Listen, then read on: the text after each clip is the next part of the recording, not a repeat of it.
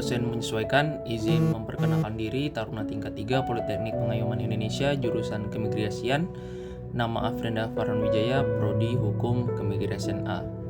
Baik, saya akan memberikan komentar terkait wacana pemerintah tentang kebijakan yang tengah memicu diskusi publik, yaitu rencana pemerintah Indonesia untuk mengevakuasi dan menampung sekitar 1.000 hingga 2.000 warga Palestina korban konflik di Gaza.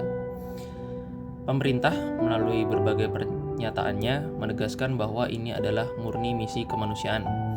Tujuannya mulia, yaitu merawat mereka yang terluka, yatim piatu, dan trauma. Ditekankan pula bahwa skema ini bersifat temporer atau sementara. Setelah pulih, mereka akan dipulangkan ke Gaza.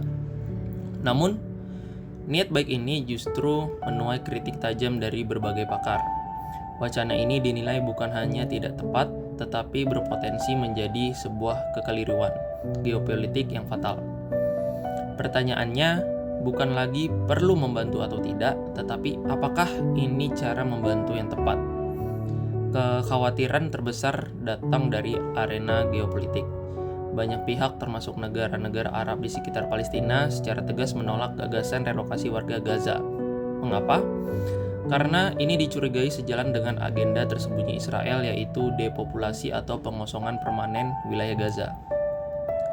Ada presiden historis yang kelam, yaitu peristiwa Nakba tahun 1948. Ratusan ribu warga Palestina yang saat itu mengungsi hingga hari ini tidak pernah diizinkan kembali oleh Israel.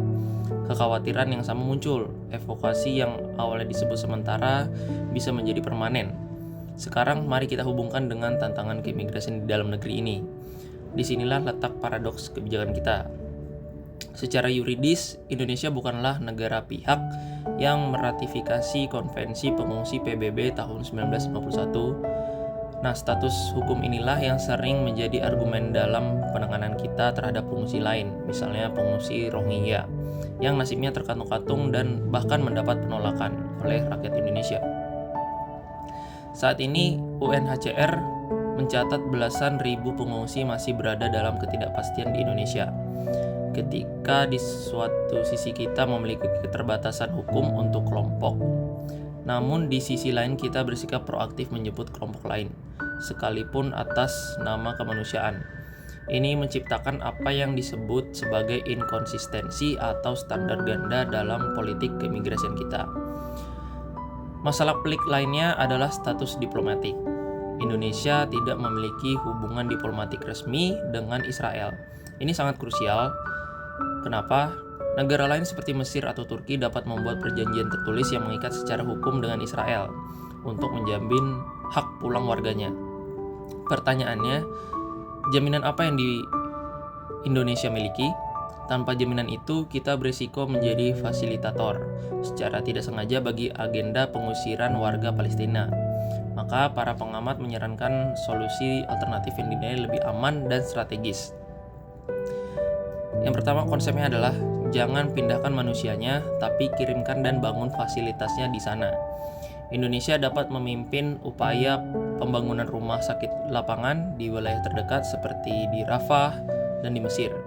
Lalu mengirim tim medis, logistik, dan gunakan pengaruh diplomatik kita untuk terus mendorong solusi dua negara. Karena membantu korban luka adalah kewajiban, namun memastikan mereka tidak kehilangan tanah air adalah esensi dari perjuangan kemerdekaan itu sendiri. Sekian dari saya, terima kasih.